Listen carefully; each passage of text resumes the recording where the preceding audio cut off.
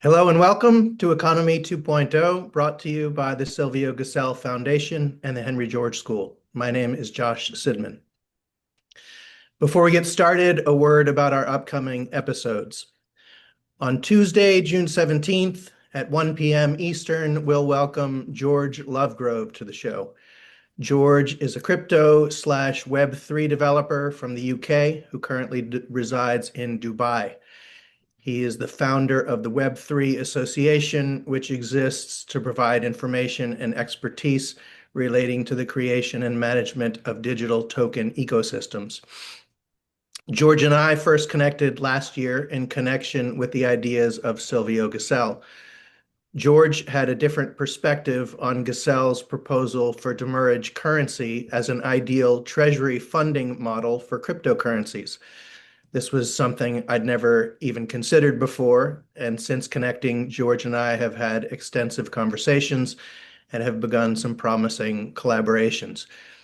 George is also the creator of an alternative economic model he calls contributionism.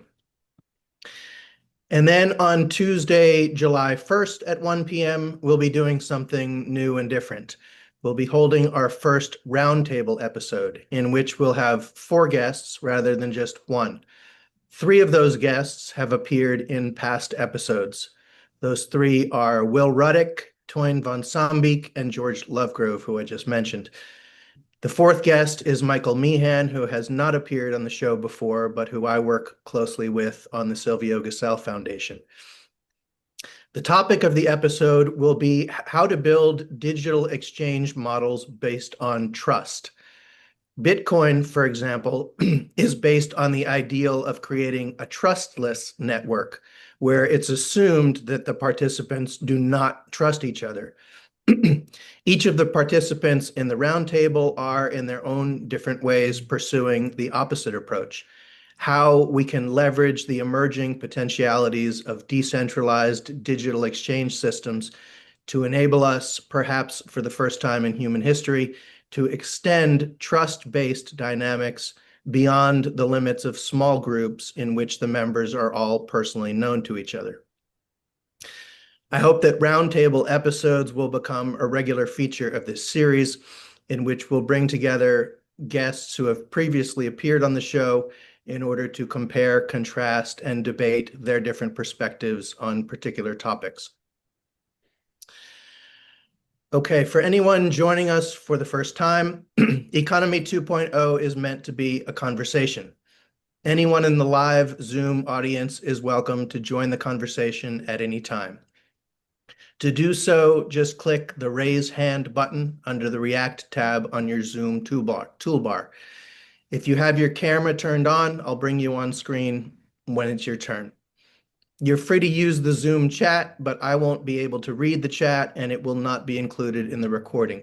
So if you have something to say, I encourage you to raise your hand and join the conversation. A reminder that these episodes are recorded and will be published on the YouTube channels of both the Silvio Gesell Foundation and the Henry George School. Okay, let's bring in today's guest. Dr. Willem Buiter is an independent economic advisor, speaker, and commentator. He's had an extraordinary career in both the financial industry and academia, holding positions at Yale, Princeton, Cambridge, and the London School of Economics, as well as being the chief global economist at Citigroup from 2010 to 2018. He's the author or co-author of 78 peer-reviewed articles and 8 books. Dr. Buiter, welcome to Economy 2.0. I don't know how familiar you are with the series, if at all, so I'd like to start by describing the premise and orientation of the show. The theme of Economy 2.0 is twofold.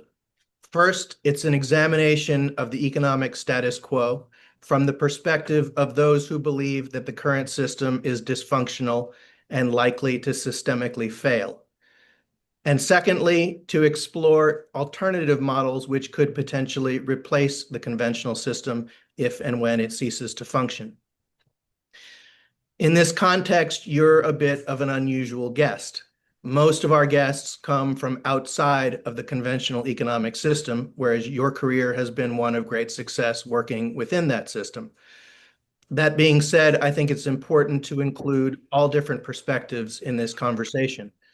We don't want to create an echo chamber that consists only of people who see the existing system as irredeemable and certain to collapse. If there's a case to be made in favor of the status quo, that needs to be part of the conversation as well. And furthermore, despite your mainstream success, you've also been quite critical of important aspects of the conventional system throughout your career. So first, in order for us to understand where you're coming from, let me pose the question of whether you view the status quo as sustainable. Do you believe the challenges we face can be addressed via so-called incremental reforms, or do you share my belief and that of many previous guests on this show that the conventional system is bound to fail under the weight of its own contradictions, and that therefore incrementalism is pointless or even counterproductive, and that we should instead be focusing on building new models and systems from the ground up? Well, the existing economic system is, I think, indeed very vulnerable. If you look at the two areas that I've spent much of my research on, which is fiscal sustainability and the effective use of monetary policy as a counter-cyclical demand management tool, then we're in trouble on these two dimensions. And that trouble reflects deeper underlying socio-political problems. I mean, fiscal unsustainability is a feature of modern advanced economies as well as many developing countries and emerging markets. The debt of the sovereign is exploding. A lot of debt is not recognized. Governments mismanage their assets. And the picture is for one of large-scale sovereign debt default by major countries, or, and that's the alternative for countries like the US, demonetization, Argentina style, pre-Milei of these public debt and deficits, leading to absence of formal default, but de facto default through very high inflation. This problem can only be addressed if we create a consensus on what the state can spend and who will pay for it and how. And that consensus is gone. And until we establish that, I think we're going to be in trouble, because I actually think while there is much waste in the public sector, I think that on balance, aging populations, environmental requirements, and other fiscal demands mean that public spending will have to rise as a share of GDP. And I see nobody raising their hands and say, we will pay for that. In a world where, in the same political entity, you have billionaires and people that live on the street and can't feed themselves, to find a consensus on the fair distribution of the collective social burden of public spending is very hard to find. So we need political reform as well as economic reform. I'll get back to the monetary issue later. The negative interest rates are a big part of what I have in mind to enhance the effectiveness of monetary policy. But let me stop here.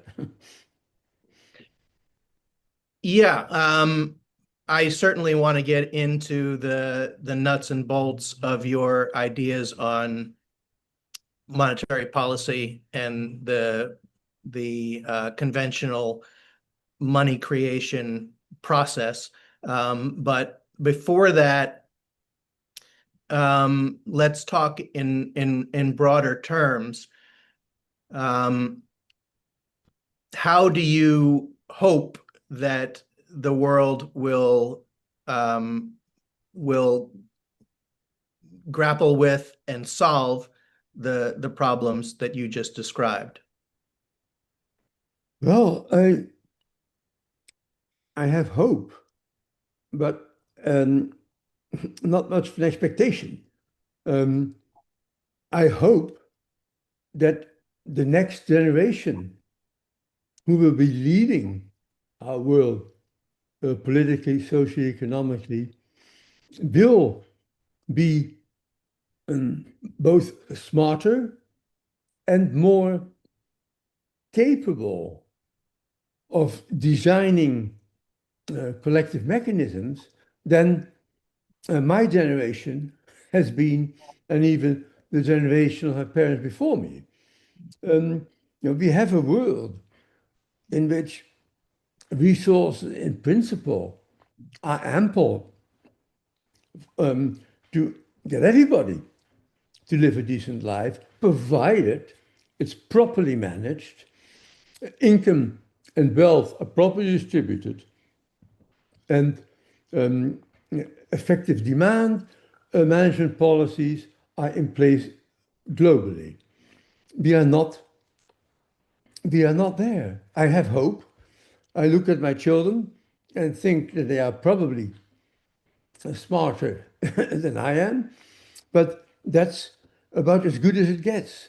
I see very little evidence at the moment with Trump in the United States, with my country of origin, the Netherlands, just having another government collapse over issues of restrictive immigration and sort of anti-alien policies. And Gazelle thought people should have the right to live anywhere on the world. That's part of the free land doctrine. We have never, in my lifetime, moved so far away from that. The petty nationalism, anti-foreigner, anti-alien sentiment is still in the ascendant. This has to change. And it's up to, as I said, the younger generations to stand up and do this. Do you envision them accomplishing that by working through existing institutions or by another approach, which a number of past guests on this show have advocated for, including my own orientation, which is to conclude that the existing institutions cannot be reformed, and that therefore the approach that makes the most sense is to withdraw our energies and our participation from those institutions, and to start building new systems based on different models from the ground up, perhaps at a local level, perhaps at a digital level, perhaps both, but with the hope and expectation that by withdrawing our energies from what are currently the ascendant institutions, that those forces will lose power and kind of just wither and be organically replaced by something else? Or do you think that those systems are still susceptible to productive reform, and that it's perhaps overly idealistic to imagine that we can create something new, and that our energies are better spent participating in those institutions? I believe that creating an alternative parallel universe using digital media and whatever else we can come up with is not a realistic part of the solution. I think people should organize using all the new tools and techniques available in order to participate more effectively in existing institutions. Some reforms are possible. In the US, the Congress, the legislature, has ceded too much power over a period of many decades to the executive. Right? That has to be restored. And I think a combination of legal action and legislative action can do that. I think the problem is not necessarily that the existing institutions are fatally flawed, but that participation in these institutions is so limited.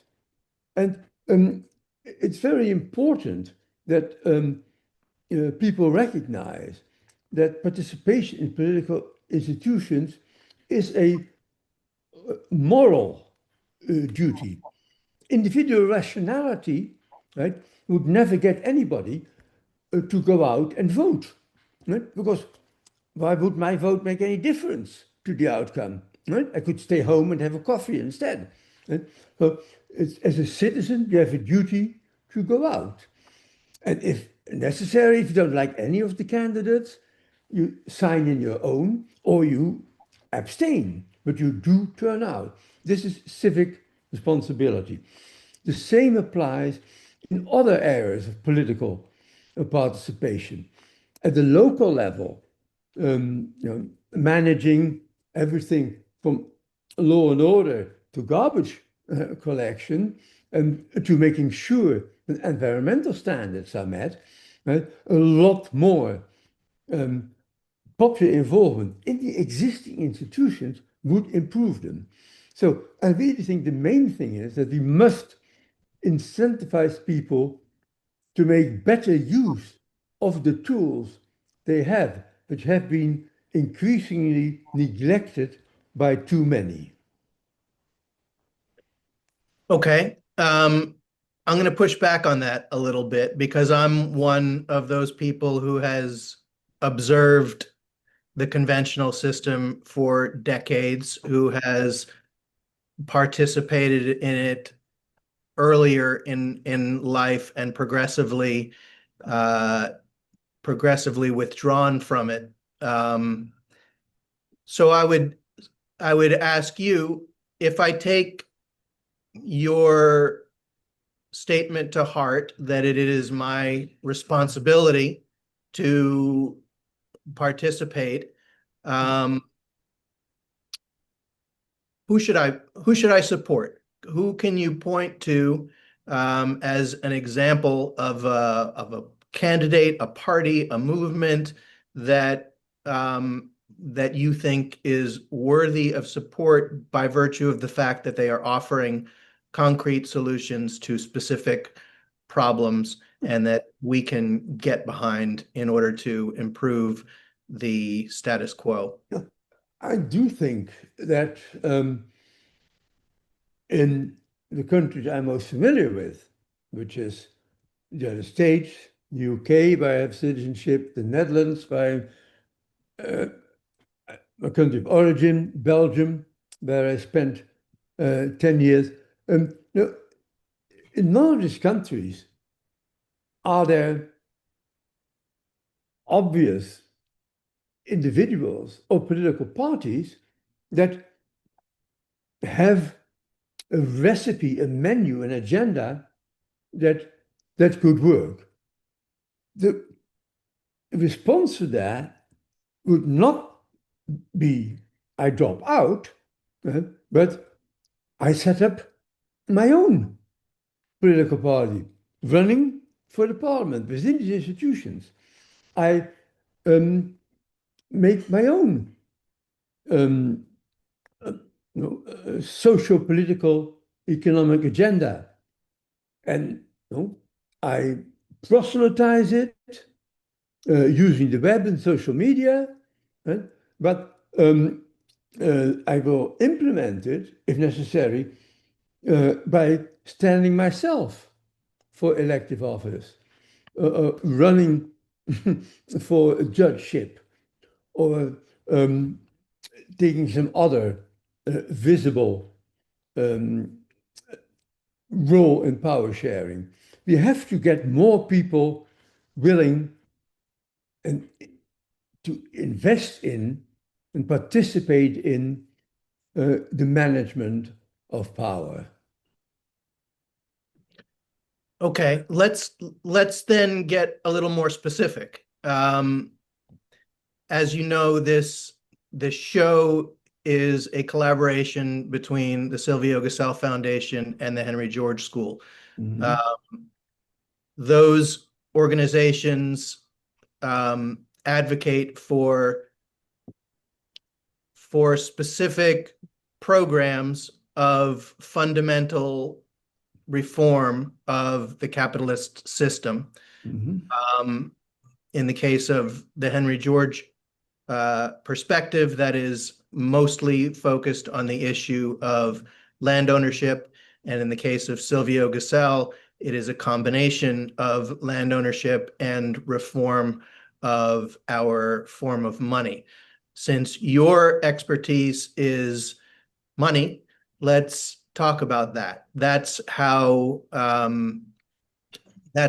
you and I first connected as a representative of the perspective of Silvio Gesell. This past year, you were awarded the first Silvio Gesell Prize to recognize your decades-long scholarship in this field. You've written papers exploring the subject of negative interest rates as being a necessary part of the central banking toolkit, and recognizing Silvio Gesell as an important intellectual support for that policy option. My question for you would be, as someone who has spent a significant number of years within the conventional system, do you advocate for the current model of money creation? This is a topic which I perceive is quite timely. I think more and more people are in quite recently coming to the understanding that what most of us learned in the economics textbooks is not how the real world works. Most conventional economics textbooks teach us that money is created by the central bank, and that banks are financial intermediaries. That, I assume you would agree, is not an accurate description of how most money comes into existence. In our current system, most money comes into existence out of thin air through the lending of private sector banks. Do you think that is a legitimate function that government has allowed private banks to assume? I personally believe that the creation and management of money is a public good. Right? And public goods, on the whole, are not well provided for, well managed by private agents, unless they're severely constrained. So the fact, as you point out, that most money in modern economies takes the form of bank deposits, right? Withdrawable on demand, in principle at a fixed price on a first come, first served basis, created by institutions that are, in addition to moneymakers, are intermediaries between households and corporations, between savers and investors. I think the creation of money and serious financial intermediation should be separate from each other, should be institutionally separate.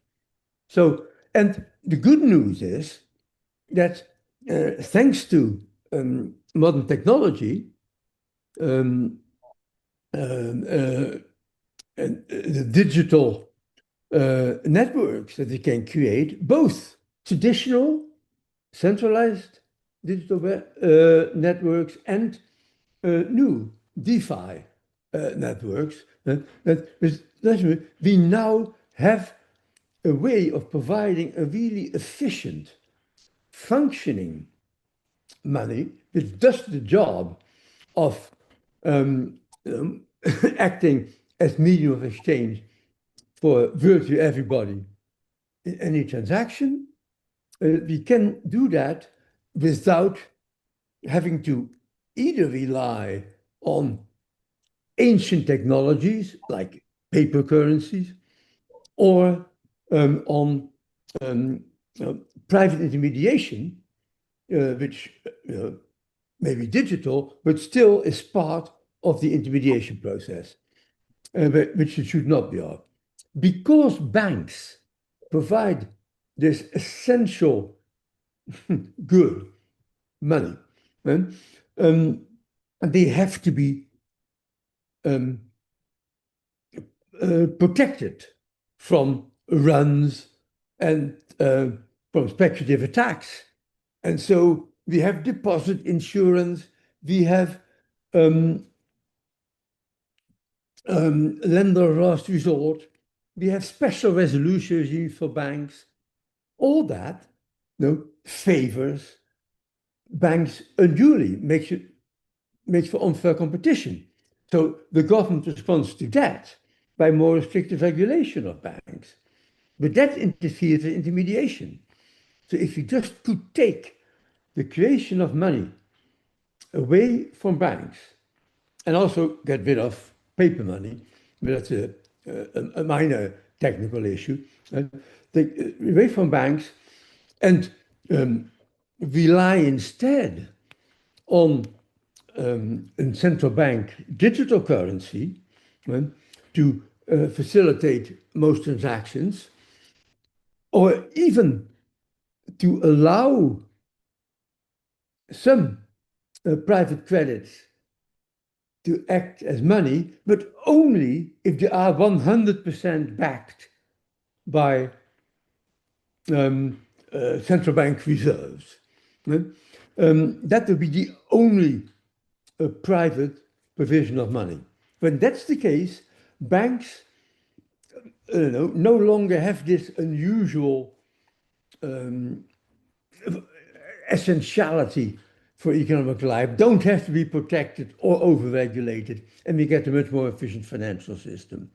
So I would go and do two things. One, get rid of paper currency. Because paper currency, which pays a zero interest rate, sets a floor on the nominal interest rates that can be charged on other financial instruments. Yes, I know it's possible in principle to follow the stamp script recipe of Silvio Gesell and pay interest, positive or negative, on money by stamping it. But I think that is a complex, intrusive, and quite costly procedure.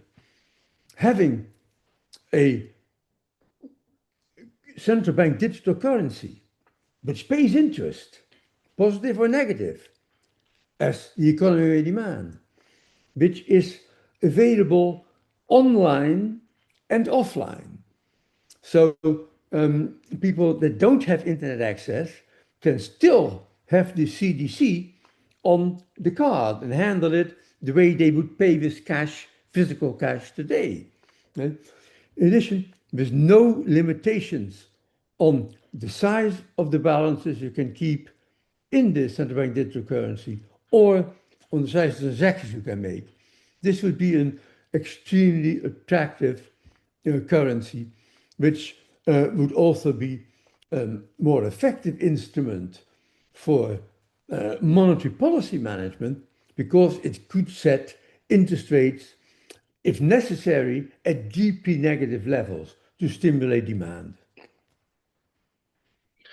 Okay, well, I certainly agree with a lot of that. I'm curious how how your ideas were received when you were working for Citigroup, since you're essentially saying that their fundamental business model has to completely change in order for us to have uh, a monetary system that works properly. Did you speak about that? I spoke about negative interest rates and how to implement them quite regularly, but I did not at the time focus as much on this conflict between private financial institutions engaged in meaningful financial intermediation that also are supposed to provide the money withdrawal on demand on a first come, first served basis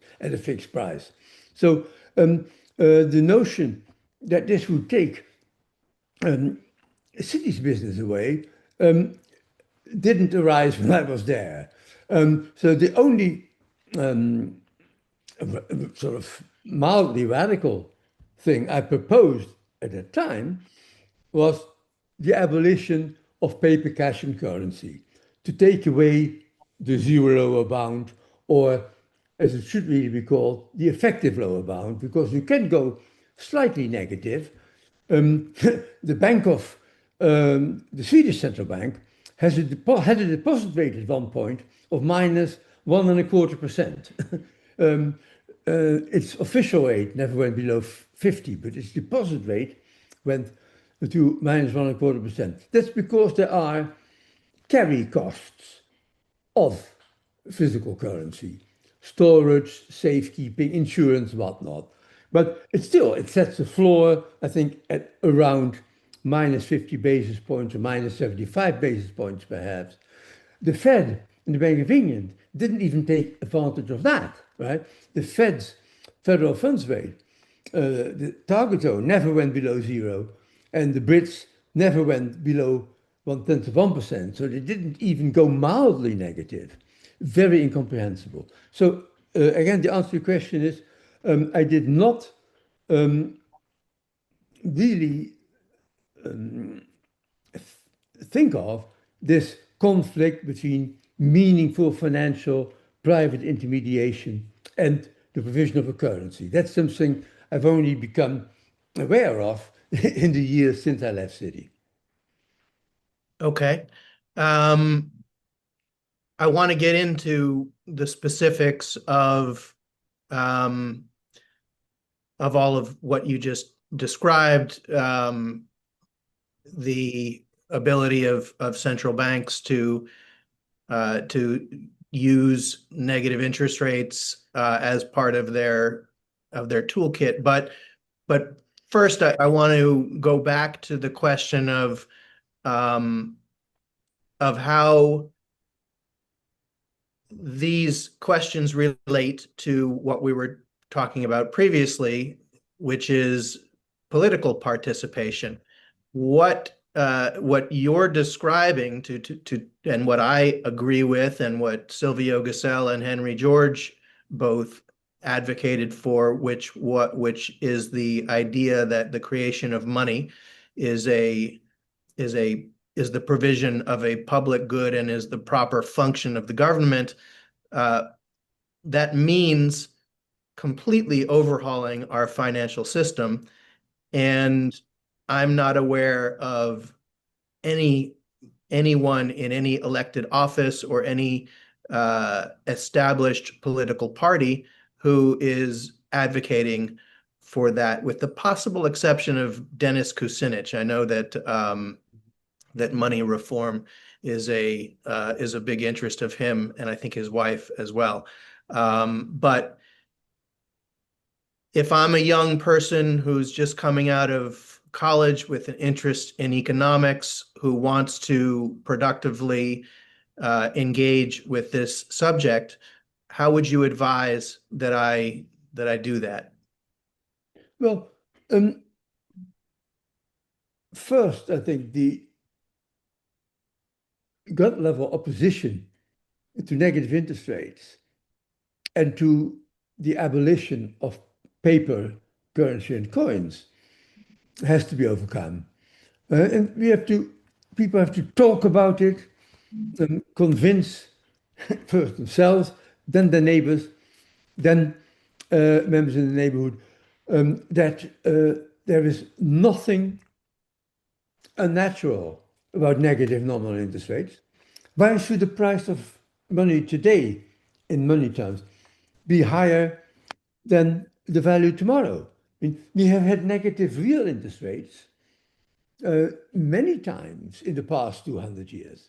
The economy sometimes calls for a deeply negative policy rate to stimulate aggregate demand.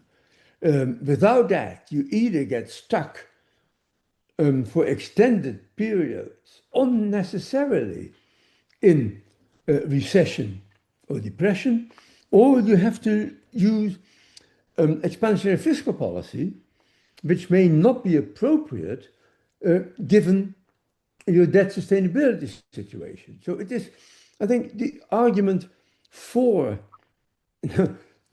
creating a system that permits negative interest rates is a complete no-brainer.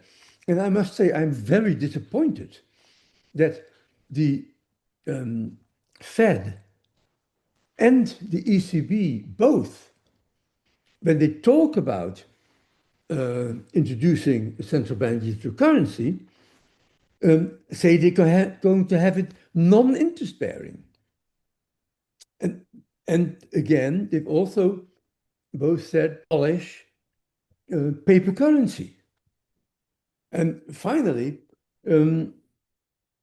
they've also basically said, at least the Bank of England, sorry, that's the ECB, European Central Bank, has said that they will cap the size of an account that a CBDC account holder could have. So they are emasculating, neutering this eminently feasible, implementable tomorrow set of reforms, which says create central bank digital currency at a retail level, interest bearing. Anybody can open an account with the central bank or an account of the central bank managed on their behalf by private or public financial entities, including post offices and all that. Okay? But all guaranteed by the central bank. So they are central bank deposits effectively. Allow them to pay positive as well as negative interest rates. So enhance your monetary policy arsenal when there is excessive unemployment, when inflation is below target, or indeed when your currency is overvalued, you can go down as far as you need to go, even in deeply negative territory. I am very surprised that a reform which is so technically trivial, now that we have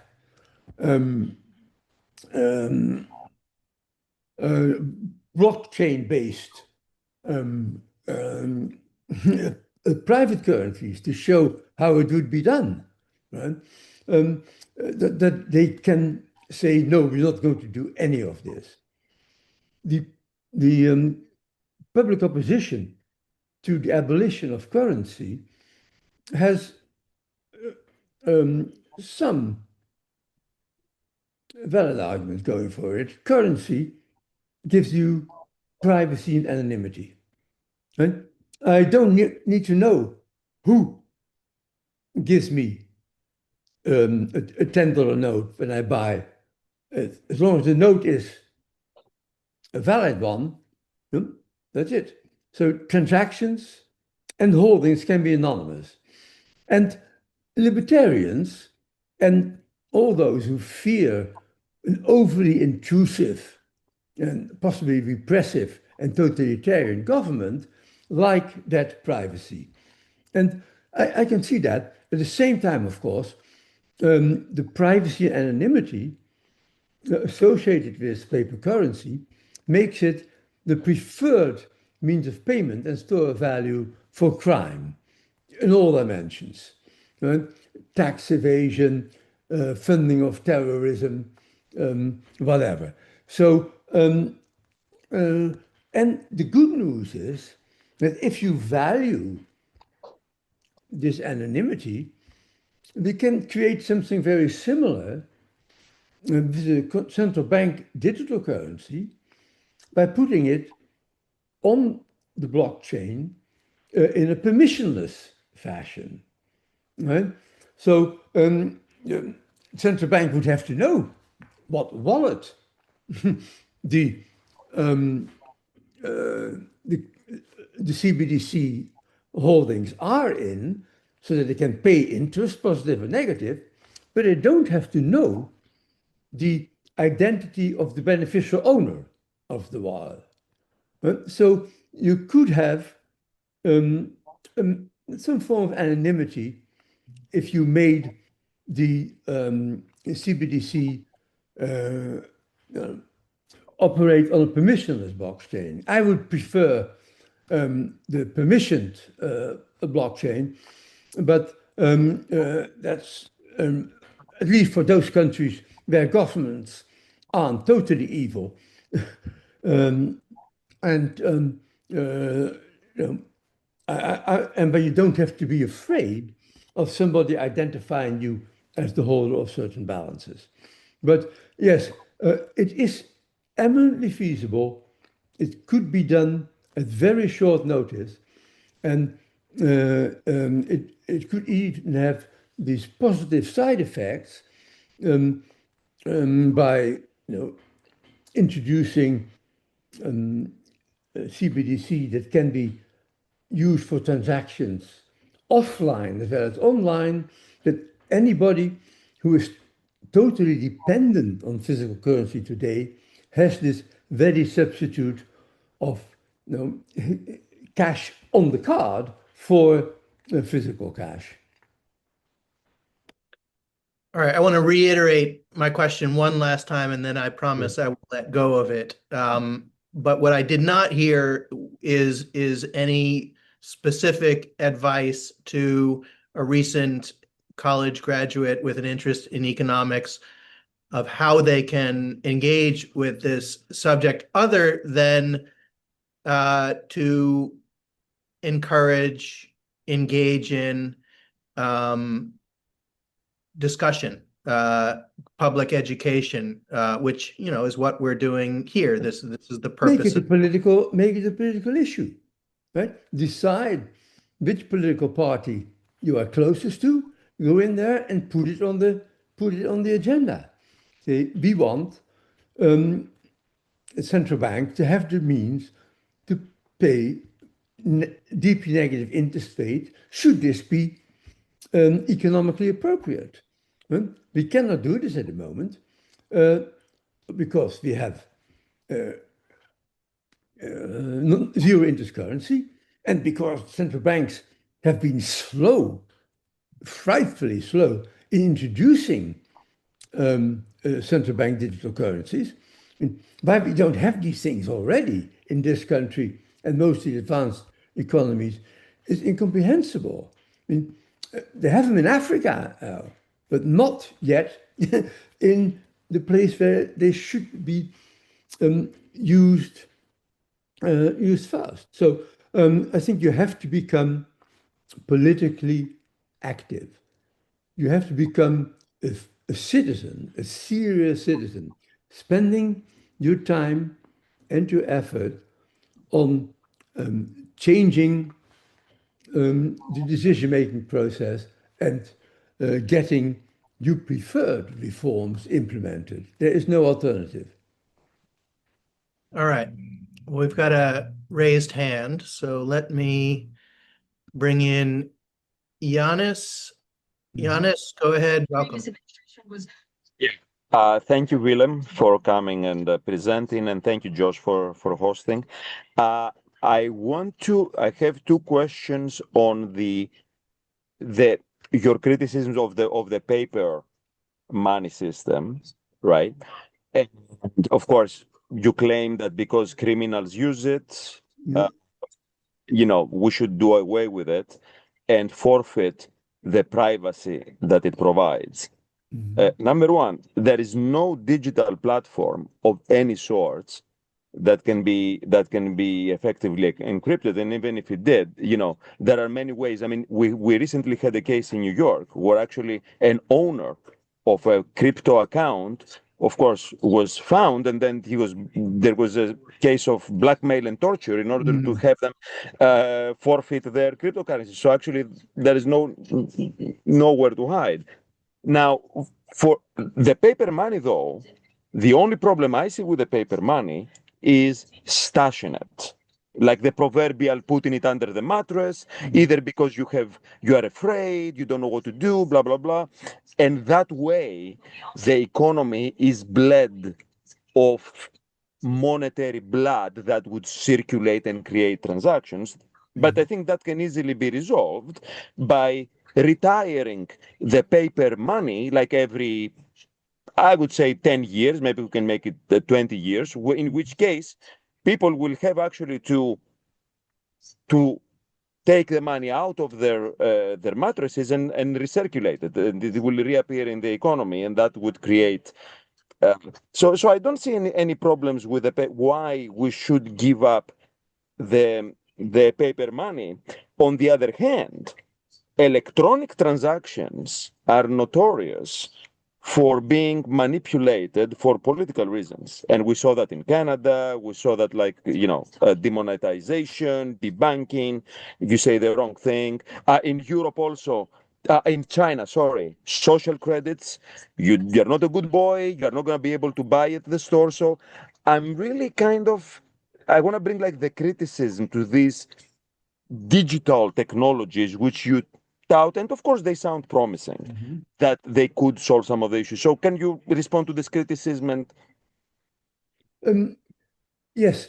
First, there's the issue of the security of digital wallets, whether they are on a permissionless blockchain like Bitcoin, supposedly providing anonymity to the owner of the wallet, or whether they are on a permissioned blockchain where they would be like regular accounts in a centralized economy.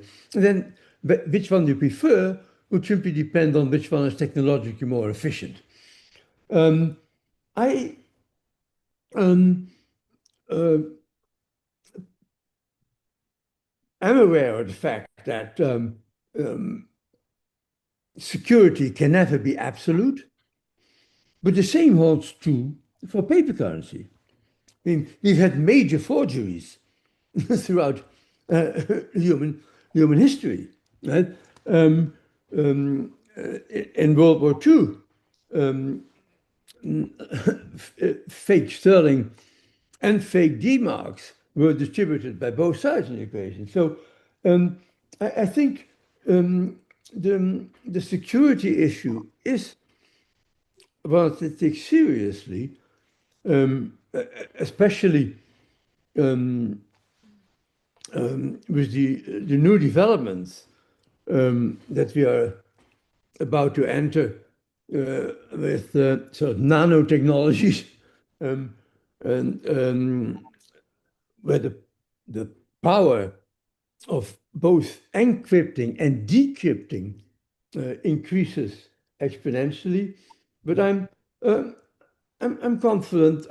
For 55 years or more run accounts electronically, without ever being interfered with, either by thugs, private thugs, or by the government. If you have a repressive or totalitarian government, they will get at you no matter what your currency is. Remember, if they want to go after you with physical currency, they can simply declare all physical currency to be no longer a legal tender and at risk of being confiscated at will by the authority. So security of the physical currency is limited. What physical currency does not permit, except through these very labor-intensive and intrusive stamp script methods, stamping currency notes, proposed by Gazelle and also taken on by Irving Fisher and others since then. I do think these are too clumsy and intrusive, and I would prefer a central bank digital currency, which takes away the provision of this public good, an efficient, generally available means of payment, instantaneously available, low negligible transactions cost, to make the provision of this public good independent of private intermediation. And so the CBDC for me is the way to do it. I can see that there are risks, but I think they are no greater than the risks associated with the retention of paper currency. Dr. Buiter, just to make sure that I understand your position, am I correct in understanding that your primary, if not sole, reason for advocating for the elimination of physical currency is because it limits the flexibility of central banks to set negative interest rates, because cash by definition pays zero nominal interest? Yes, I have two reasons for wanting a CBDC to take the place of paper cash. The first is that I want to get rid of the effective lower bound on interest rates. I want the central bank to be able to set, when cyclically appropriate, deeply negative nominal interest rates. But in addition, on the privacy and anonymity front, I'm actually take the opposite view. I think that the damage created through the criminal and illegal use of paper currency outweighs any benefits it may have. So I see this as a major blow to organized and indeed to disorganized crime. Okay. We've got another hand raised. Jamal, if you would like to join the screen, you'll need to turn your camera on. There you go. Let me add you. All right, Jamal, welcome. Go ahead. Hello. Hello, and thank you for joining the seminar. I'm learning a lot going to each of these seminars. So my question was, for your implementation of central bank digital currencies, would it be possible for something outside or below the national government to try to implement this? Because I know they're in the United States. There's public banks like the Bank of South Dakota, which is a government-owned bank that gives out loans to local communities, as well as there's local currencies like Berkshires, which is a type of local currency that's in the northeastern part of the United States. So part of what I've been trying to research and try to look up is, could you put a full reserve bank that issues out digital currencies on, say, a community, and have their own local currency that implements demurrage? And would that have the same effect or a similar effect as what would happen on a national level? I'm not at all opposed to the provision of private digital currencies, as long as they are truly 100% backed by the safest asset or in by the national jurisdiction. So you could not do this as part of the operations of a bank that engages in lending operations to the private sector or purchases securities from businesses and all that. So I would require anybody who provides their own digital currency to have them exchangeable at par and on demand into central bank money. So this still would leave, of course, the private provider whose money deposits are backed 100% by central bank reserves. It would still allow the private provider to be competitive with the central bank if you provide superior technology, faster payments, cheaper payments, better international payments. So there's still a lot of competition on the technology and the efficiency of the mechanism. So I would not object to private digital currencies as long as I said they are 100% backed by central bank reserves. Okay, thank you for your answer. Okay. All right, thanks, Jamal. Got another hand raised. Sebastian, if you'd like to be on the screen, you'll need to turn your camera on. If not, yeah, there you go. Let me add you to the screen. Sebastian, welcome. Go right ahead. Thank you, Willem. Thank you so much. Very exciting commentaries. I have a very naive question, super naive. Why build monetary policy assuming that it will be used for bad and creating all the permission and permissionless conundrums, and not allow a monetary policy believing that the users will be acting in goodwill, which would be a very different kind of monetary policy than implementing rules that are specifically punishing the misbehavior, which then condition the economic model for a minority. I believe that's my naive. I don't know how much of the monetary system is used for bad and how much is used for good. And this is not a question of wanting to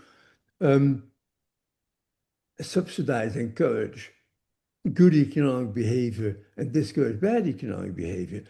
For all I know, the money on my CBDC or somebody's CBDC account with the central bank could be used to purchase illegal drugs, right? Or to arrange for terrorism. Oh, that's possible. What I'm saying here, I want the central bank to have the power, should this be desirable from the point of view of economic stabilization policy, to have deeply negative rates to set them that way.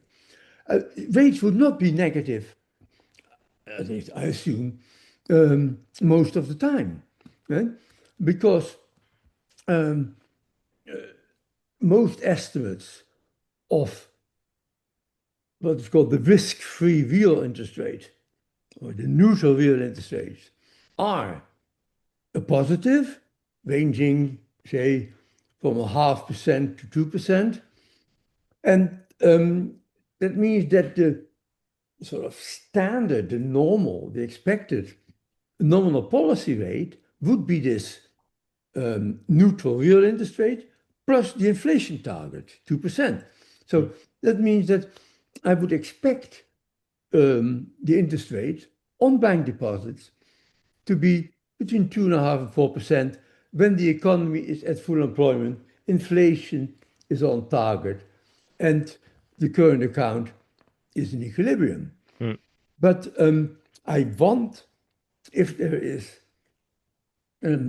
above normal, above desirable unemployment, or below target inflation, or if for some reason the neutral real interest rate falls and becomes negative, which it may, I want the authorities to be able to cut the rate to whatever level, even negative if necessary, to stimulate demand.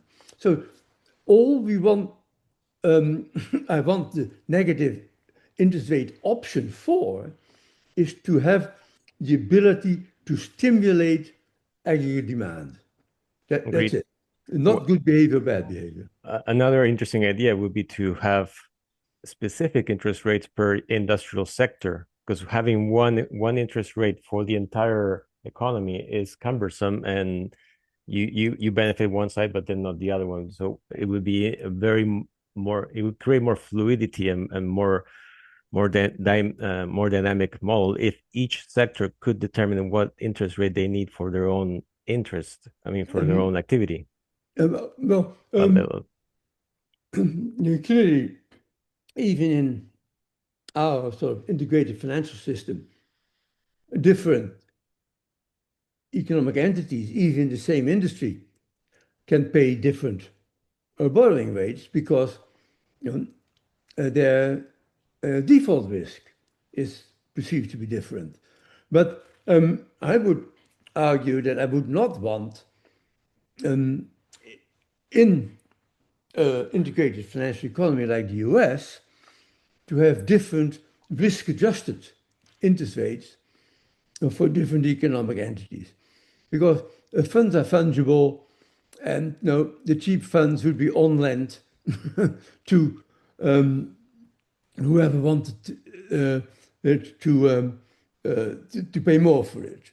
So I do think that you cannot make different interest rates on loans available to economic entities whose economic activities have the same risk properties and whose risk of not repaying it in full is the same. I would want that to be normalized.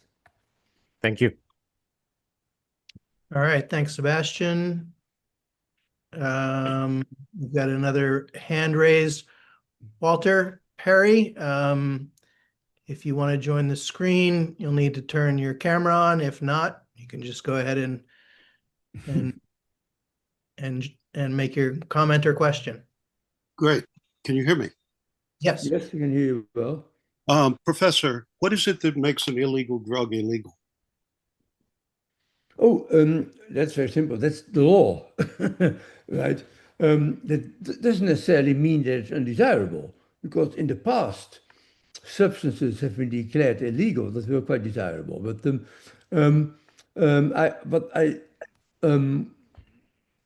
what I was talking about when I said that anonymity allows you to engage in criminal activity, including buying and selling illegal drugs, I meant drugs that, in addition to being illegal, do substantively more harm than good. Who Yeah. decides that? It's a social decision. But who specifically in the society you envision Well, in this particular, decides that there is more harm than good?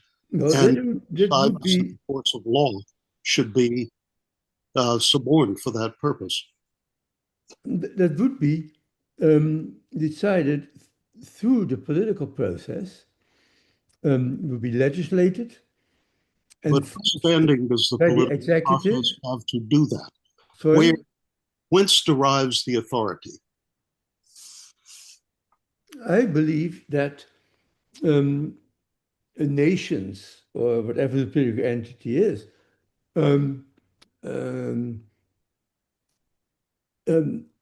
elected legitimate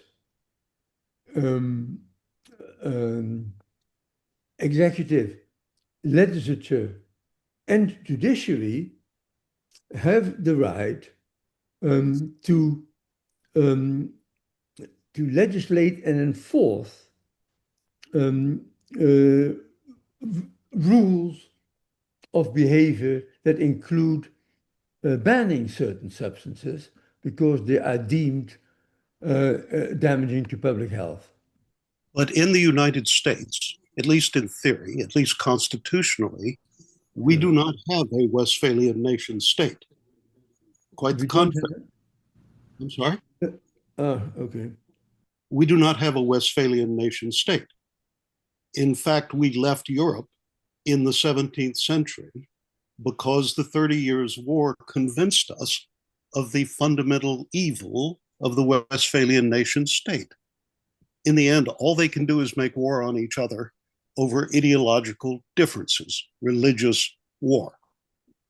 The United States is predicated on a very different assumption, that the sovereignty rests with the people, except for certain limited and enumerated powers, which the people have devolved upon a tightly prescribed, specifically enumerated state. So I ask you again, in the United States, where does the authority derive to declare that this risk reward, as perceived by this observer, justifies this coercive action by the state? I'm gonna step in for just 1 second.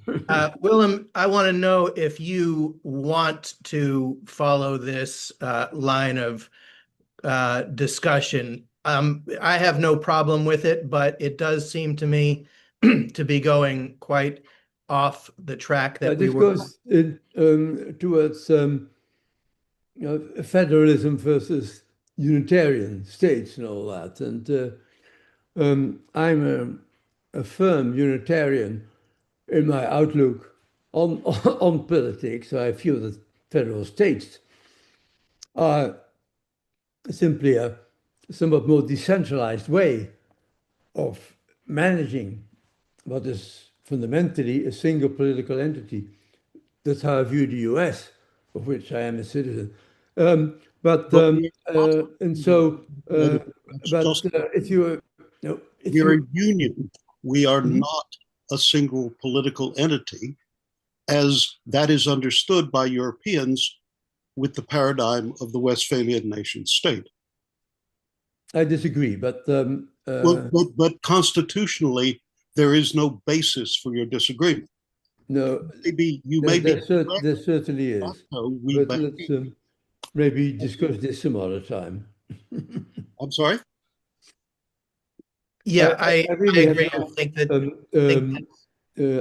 I do believe that these things in the United States would either be decided at the federal level or at the state level, if they haven't been delegated to the federal level, or for that matter, they could be decided at the local level, where local authorities have powers of regulation and enforcement. So, I say at whatever level of government is appropriate, but there has to be one level that can decide this. All right. I'd like to, Walter, we're gonna move on from this. I'd like to return to the subject of money and interest, and I want to read to you an excerpt from Gesell's book and hear your thoughts on it. Gesell wrote, "Metal money has been in existence for 4,000 years, has during 100 generations passed through thousands of millions of hands. Yeah. Yet in the management of money, every country in the world is guided not by science, but simply by routine. The lack of a sound theory of money is the reason why the phenomenon of interest has never been satisfactorily explained. For 4,000 years, we have paid and received countless thousands of millions in interest, yet science is at the present day incapable of answering the question, whence and why does the capitalist receive interest? Attempts to solve the problem have not indeed been wanting. As an obvious disturber of the peace, interest has received a far larger share of public and scientific attention than money. All economists of note have dealt with this problem, especially the socialists, whose whole effort is fundamentally directed against interest. But in spite of all these attempts, the problem of interest remained unsolved. The failure is not due to the difficulty of the subject, but to the fact that capital interest is the child or byproduct of our traditional form of money and can therefore be scientifically explained only with the help of a theory of money. Money and interest, to superficial observers inseparable friends, have also a close interconnection, a connection in theory. A theory of interest can only be deduced from a theory of money. So my first question to you is, it's a dual question. Do you agree that that was an accurate statement at the time when Gesell wrote it, which would have been in the first decade of the 20th century, I believe, that the causes for the existence of interest had not been worked out? And do you agree that that statement remains true to the present day? Do you believe that there is a scientific consensus as to why interest exists? Oh, yes. I quite strongly disagree with the statement by Gesell that basically the theory of interest can only be based on a theory of money. An interest rate is an intertemporal relative price, right?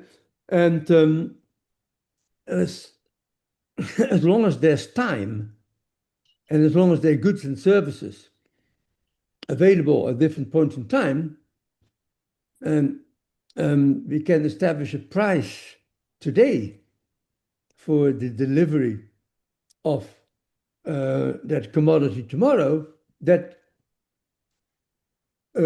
implies the interest rate for this commodity. And that's true even in economies where this was not recognized. Basically, economies consisting largely of subsistence farming and all that. But in modern economies, including when Gesell was writing, which was the last 2 decades of the 19th century, the first few decades of the 20th century,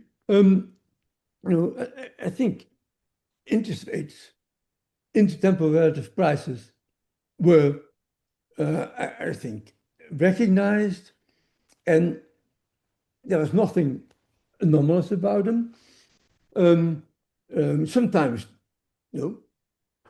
they were too high in the sense that the markets and whatever monetary and fiscal policy is being conducted generated an interest rate so high that it depressed investment demand and other economic activity and led people to hoard unproductive assets, which could be financial assets as well.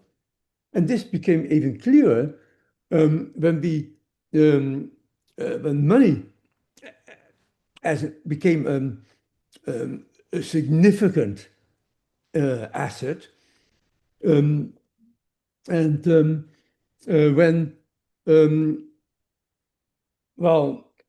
many monies, commodity monies, gold, did have interest rates attached to them, right?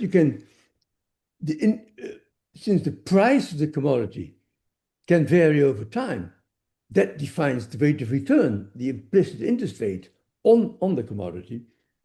For the monetary asset, the paper money asset that was prominent in Gazelle's time, the zero nominal interest rate was an anomaly because you could not change the nominal price of money over time.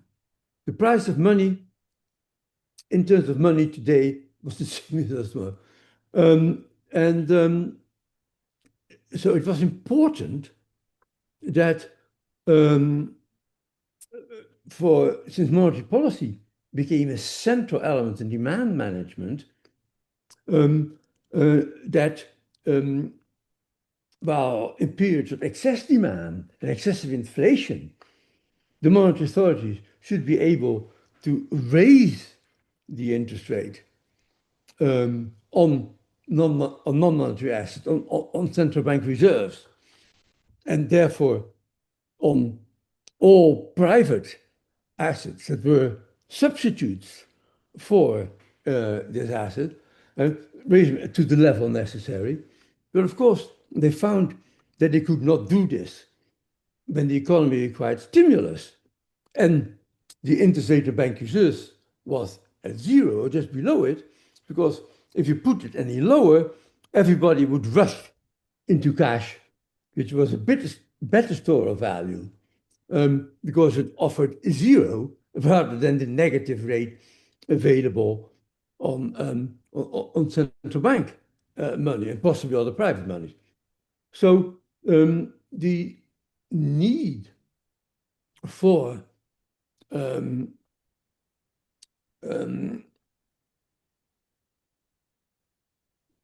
since government money, central bank money, plays such a central role in economic activity, it's a key store of value as well as being means of payment. We want the policy authority to be able to set the nominal interest rate at any negative level necessary. And this was true in Gazelle's time and before that. Metal money doesn't change that. Okay, I agree with your statement that there will always be temporal preferences to real wealth, and if interest is understood to be an expression of those preferences, then yes, it is an organic and natural phenomenon. But Gazelle's perspective, as I understand it, relates to the persistence of a positive rate of interest. You earlier in the discussion referred to the fact that real interest rates over history tend to always be in the neighborhood of 0.5% to 2%. And surely you're aware of Gazelle's Robinson Crusoe story, which is meant to make the case that positive interest rates are not consistent with the laws of nature, and he creates this variation on the story of Robinson Crusoe, where Crusoe has accumulated a store of real wealth, including grain, including buckskins, and then a second shipwreck survivor appears on the island naked and in need of Crusoe's accumulated capital. And the survivor, well, Crusoe makes the attempt to extract interest, offering to loan his capital in exchange for interest, because where he's from, that's how you do it. And the stranger makes the argument that Crusoe will be far better off lending his capital at zero interest or even at negative interest, because if he holds on to his capital, it's going to lose value with the passage of time. So that's completely reasonable. The interest rate, the real interest rate, put it this way, is driven by the returns on real investments, physical, real goods and services. And my argument that historically, while we have seen negative real interest rates, often even for extended periods, the average real interest rate has been positive. That to me is simply a reflection of the fact that the real rate of return on investment, the marginal part of capital, if you want, is positive in most economies today. That is not a given, right? If we run into environmental constraints, if there are limits on biodiversity which we are violating and which are going to be subtracting from the productivity of our capital formation, we could end up in a world with a negative return to physical investment, a negative marginal part of capital, and therefore negative real interest rates. I completely accept that, but I don't think we're there yet. And we will find out, maybe a painful way, whether as I said, the environmental, ecological constraints on human economic activity will result in diminishing productivity of our physical capital formation processes. But so far, that has not been the case on average and on balance. So that's why we have needed negative nominal interest rates only occasionally during periods of extreme weakness of aggregate demand, when investment and other expenditures on real goods and services that are responsive to the interest rates need to be boosted more than it could be with the nominal interest rate at zero. okay, I'd like to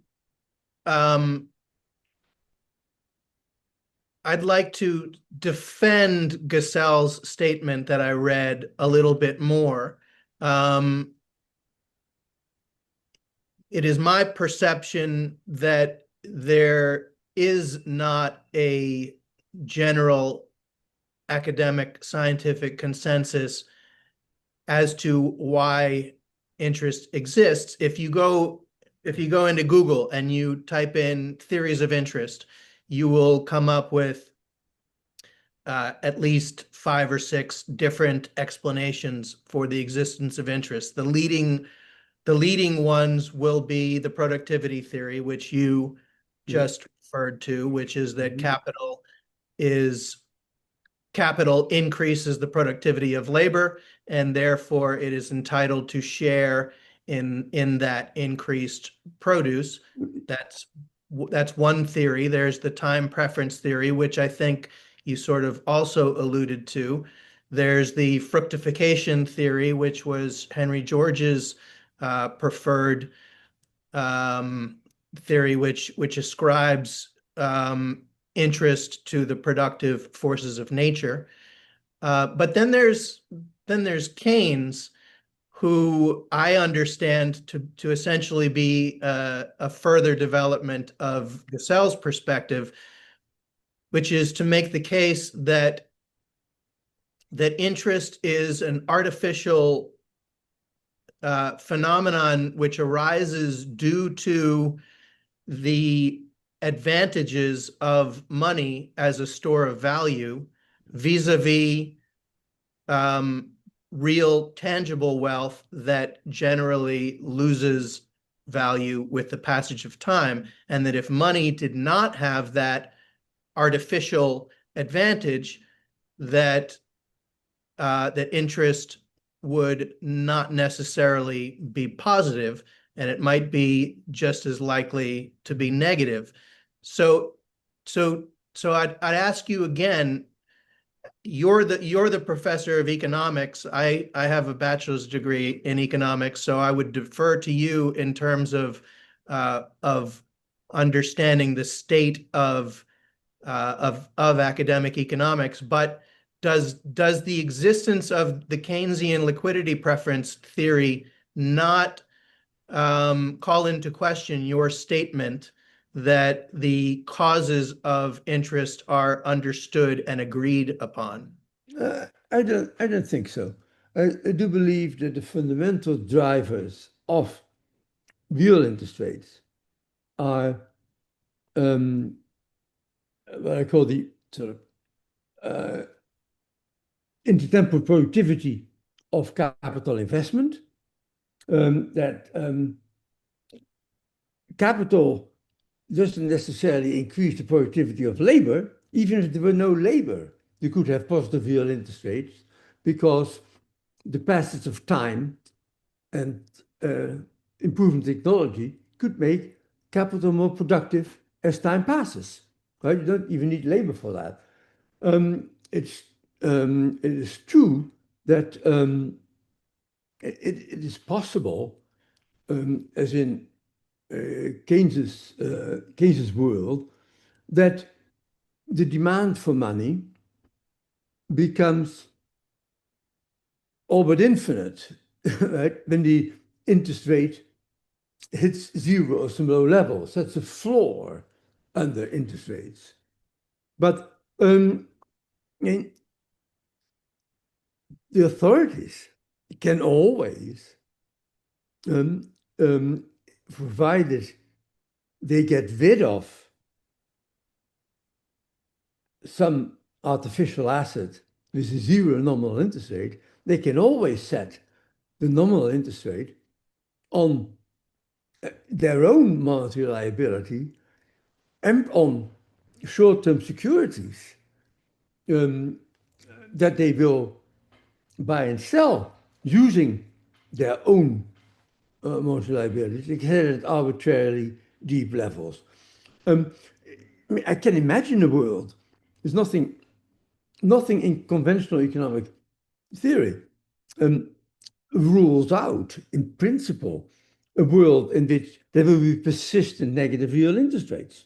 There's simply a world in which there's no strong taste argument, no strong time preference, and in which the marginal productive capital is negative, say because we run into environmental constraints. So negative real interest world could even be permanent. I don't think empirically we are there, but it's not illogical. Keynes wanted the monetary authority to set the rates on instruments denominated in terms of money, the short rate, the short overnight rate, to be deeply negative if that was required to stimulate aggregate demand to the full employment level. But he did not say that there was no valid theory of interest rates. There are simply constraints on the ability of the authorities to implement the negative rates that were required to achieve full employment. Giannis, I'll get to your question momentarily, but I want to continue with this topic. I did not say that Keynes made the case that there is no agreed upon theory of interest. I said that he proposed his own theory of interest, the liquidity preference theory, which, as I understand it, says that it essentially agrees with Gesell that positive interest is a monetary phenomenon caused by an artificial quality that our form of money has, which is its ability to be stored without loss. And you may very well be correct, and I agree with your analysis, which says that the existence of cash, which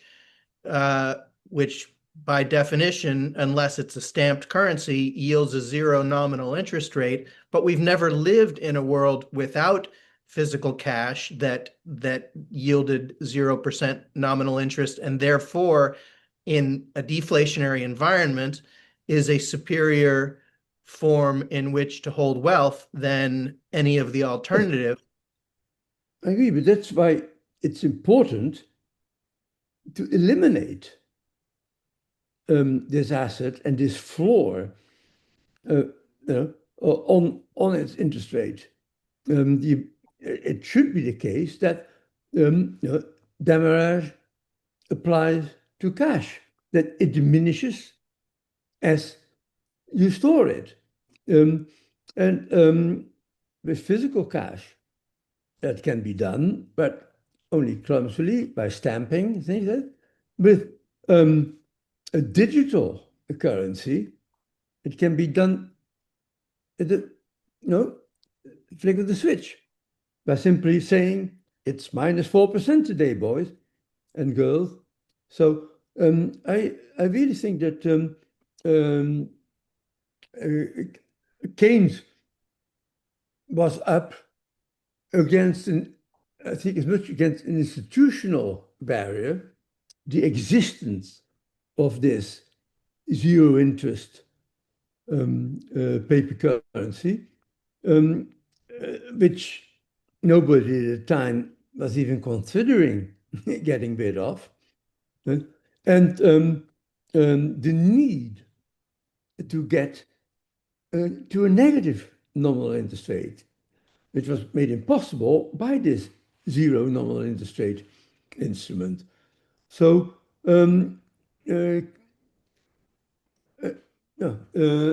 I simply, in some ways, follow Keynes's logic by saying, yes, this is a floor created, a zero floor created by this strange construct of non-interest bearing physical cash. Let's get rid of it. Okay. I do want to come back to this, but I want to let Giannis come back into the conversation. So Giannis, let me add you to the screen. Hi, Giannis. You're muted, so yeah, go ahead. Yeah, a very interesting conversation, and by all means, Josh, please do continue. But the discussion. But I wanted to pick a little bit on the concept that there is not enough aggregate demand, therefore we need to actually do a monetary injection. Willem? Is that? Do I yes, get? that is my argument for needing the capacity to set negative nominal rates. Right. Now, but have you thought why aggregate demand is stalling? In other words, have you thought, we used to have a certain amount of, let's say, circulating currency or specie, and somehow there is not enough of it, it kind of like disappeared. Now, you seem to say, because that specie disappeared from the economy, and I need the economy to have more specie and currency to spur the aggregate demand and activity and what have you, I'm gonna stamp more script in the traditional analog monetary sense, or with the stroke of two computer keys, you're gonna create that money in people's accounts. However, that doesn't solve the problem that the same mechanism that bled you dry is going to bleed you dry again.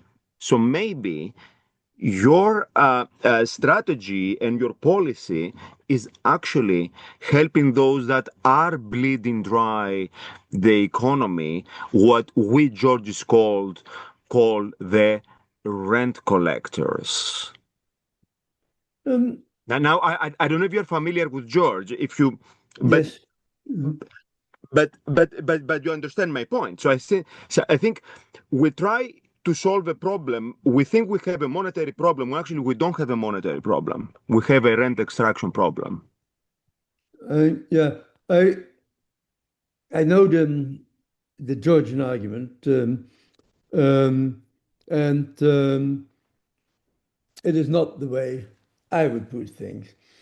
Aggregate demand, let's think of a closed economy for simplicity, has sort of three broad components: government spending on goods and services, household consumption demand, and corporate investment demand, including inventories and all that. Those are the three components. And all three, even if they're normally at levels consistent with new full employment and on-target inflation, all three can be subject to significant and unexpected changes. Governments that have been at war for 10 years can unexpectedly achieve peace and government spending collapses.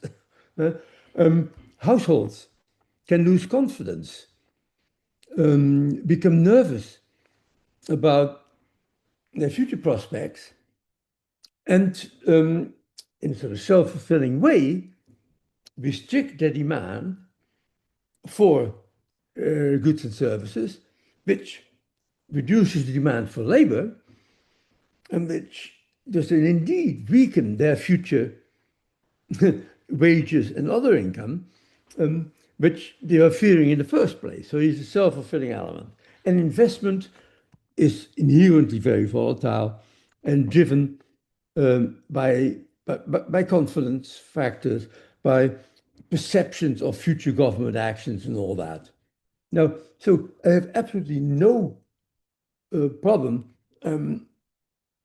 visualizing a world that even when on average it is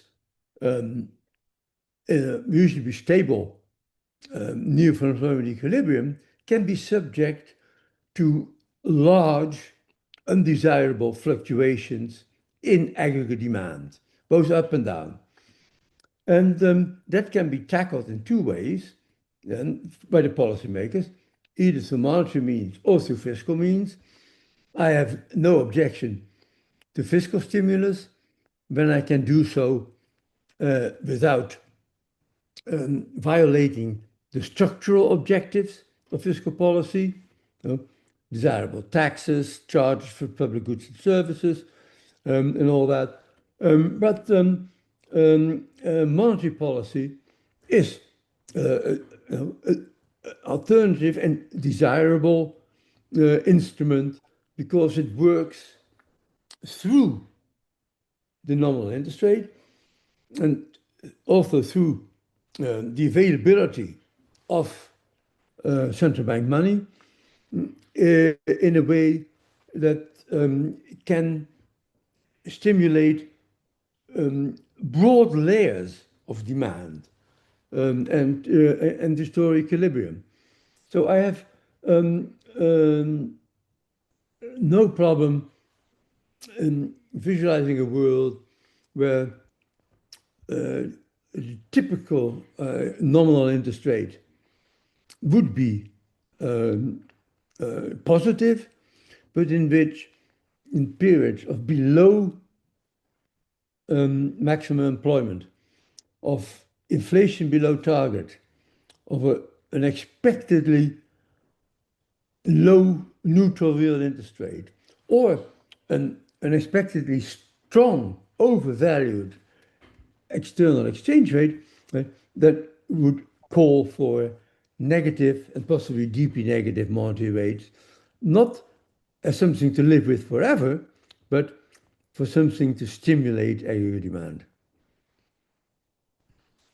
I hope you acknowledge that this theoretical prescription has been not applied in I would say I would put it polite, in an optimal way. I'd be very, very, very polite. And actually, it's been leading to an exacerbation of inequality and wealth concentration. Wealth concentration not because of competition, of like the capitalist virtues of competition, price discovery, hard work, and all that, but because of proximity to those central bankers and of course the adjacent banks that distribute this money. So and let me close with this question. It would be kind of like an implementation question. Why would you object these monetary injections to be more democratically distributed? We can do it per household or per citizen, per worker, blah blah blah, and then let kind of have like a more like laissez-faire free economy, and will actually increase the agency of the economic participants at all levels, in the firm level, in the big firm level, in the worker level, all ages as well, become more agent and more actually responsible about the money, thinking that wait, that's the money I have, I should be careful. And then they would be actually better, I think, economic agents, more prudent that way. What you're And describing is a mixed monetary fiscal stimulus, right? The central bank creates additional money. It could print it, or it could open an account for everybody, and then it distributes cash to people and firms, which is a government fiscal action. As a transfer payment. Sorry, right?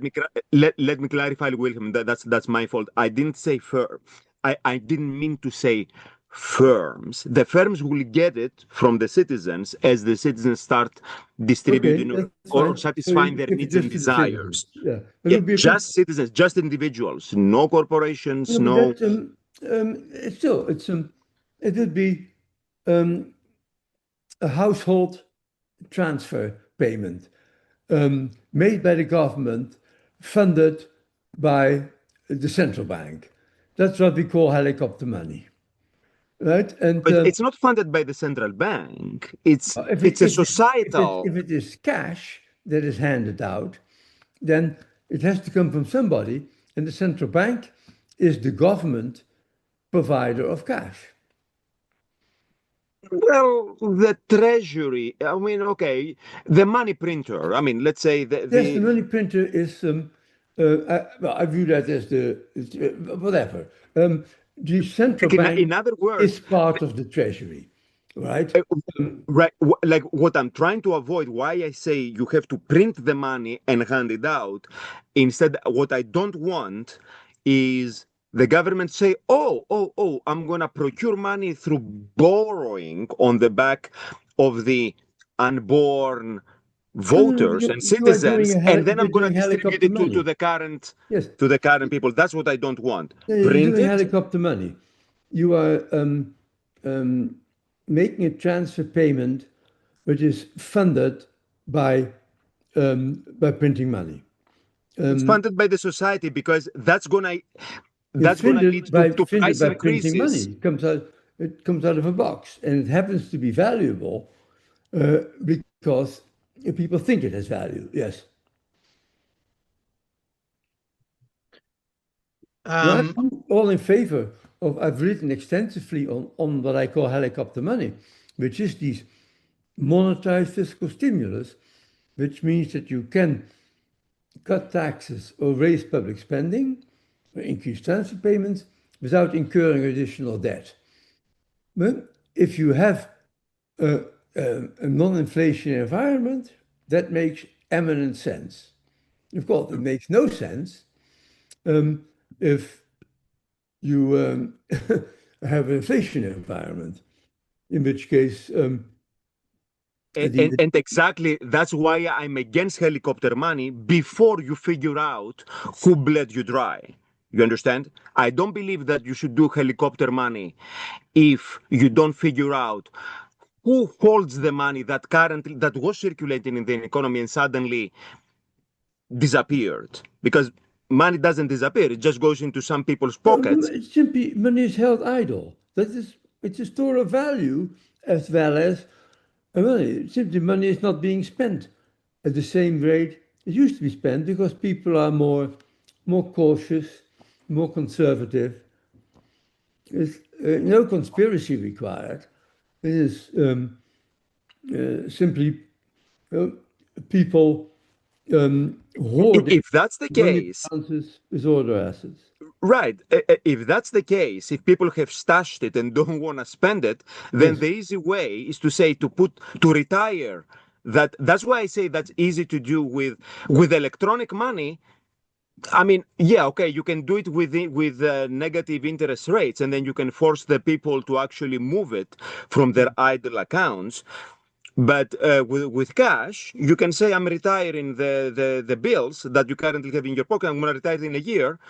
And then you're going to issue new ones. So people are going to be forced to do something with it, Yeah, but to get something of the value government has with to their be money. able. You see, when this is there's a very basic problem, even with stamping currency. You have an extreme version of that where you say you simply retire the money completely, take it out of circulation, and then introduce a new money. But what if the government wants to retire money and people say, come and get it, right? And the government says it is no longer legal tender. The private sector says, I consider it to be as valuable today after you declared it non-legal tender as it was yesterday when it was legal tender. The value of the only way the government can get hold of the money may be through intrusive searches of people's pockets and safety boxes. So I would not recommend that. If you have electronic money, you can actually reduce the quantity by pushing a button, and the quantity really goes down because when it said 100 before, it now says 95. Right? That's different from having to tap somebody on the shoulder and say, show me your wallet. Do you still have any of your old notes? And if so, I will confiscate them and probably force you to spend a fortnight in jail. That's not the way monetary policy should work. You don't need to do that. Yanis, we're going to need to move on. We've Okay. Go ahead. Yes. Yeah, we only got about 10 minutes left. Mm. As we are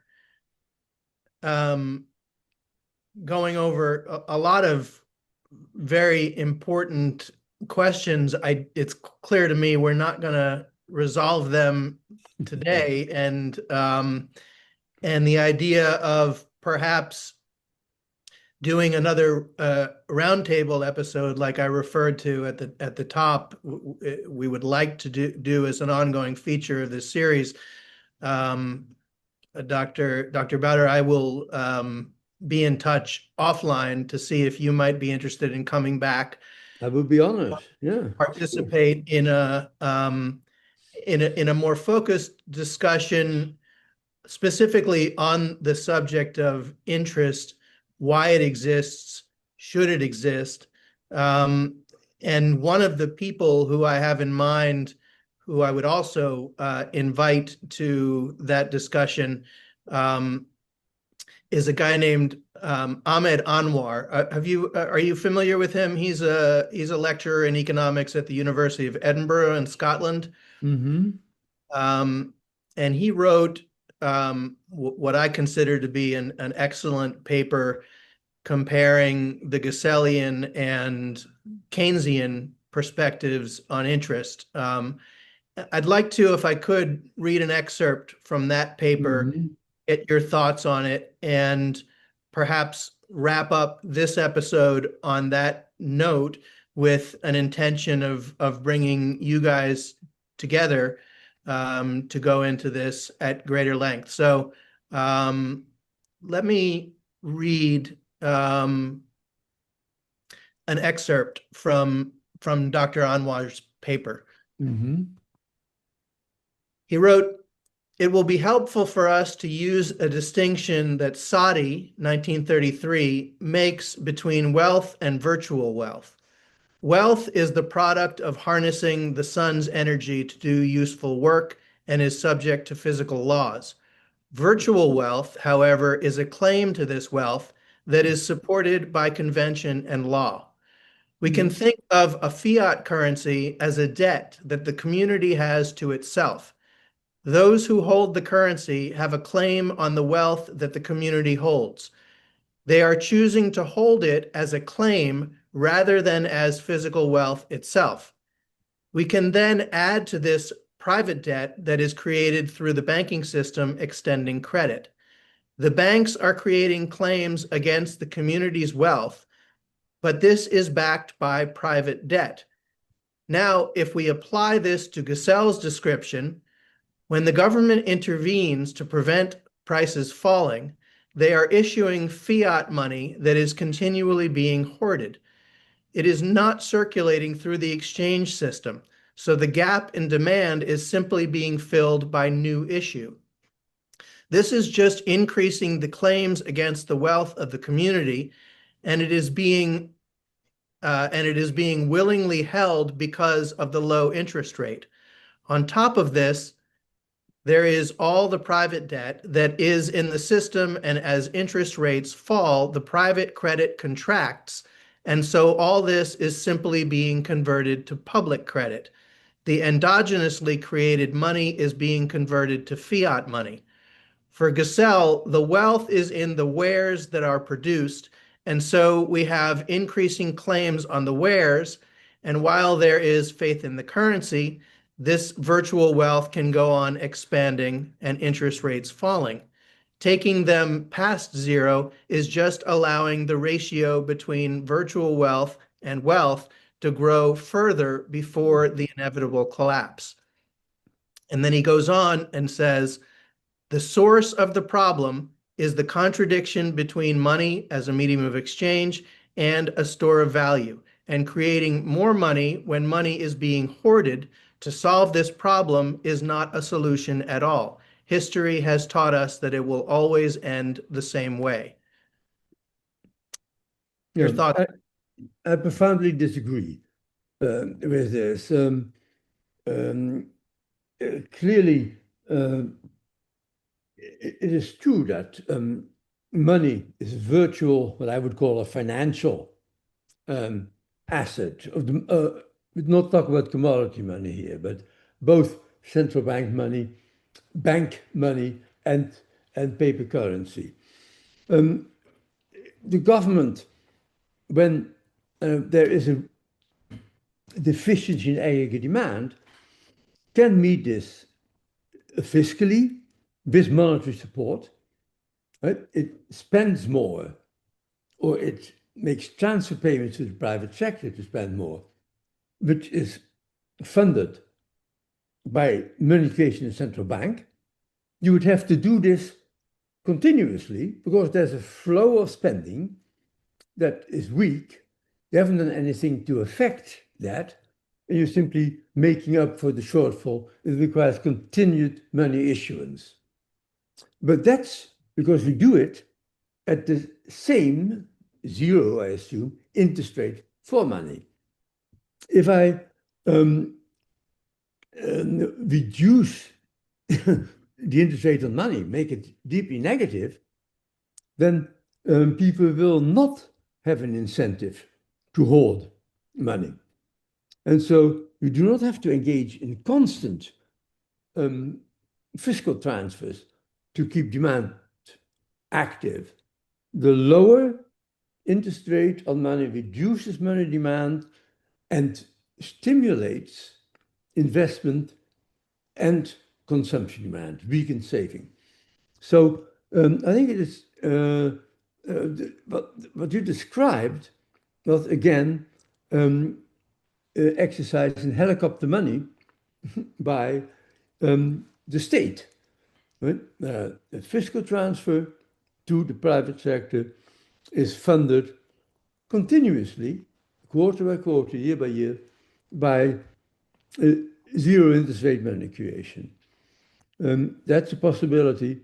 I would supplement it or even replace it by cutting the nominal interest rate on money and getting people to give up on their hoarding.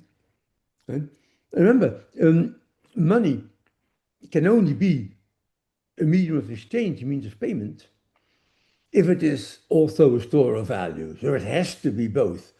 But there are times where people overdo it on the store of value side, and you have to reduce the attractiveness of money as a store of value by offering deeply negative interest rates. Okay. All right. Well, like I said, I think that this is a subject for another episode. We've got 2 minutes remaining. We've got a hand raised. So let's bring in a final question here from Joe. Joe, do you want to turn your camera on? If not, yeah, I'm out. Yeah, I'm out. Sorry, I was late too for coming, and this was very interesting. Thanks so much for those comments. Quick question, maybe you discussed it.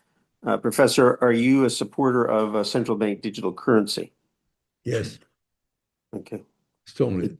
we It would did seem to fit what you described. Yeah, an interest-bearing central bank retail digital currency that can be used for payments online and offline, and it has no caps either on the size of the account or on the size of the transactions you can make.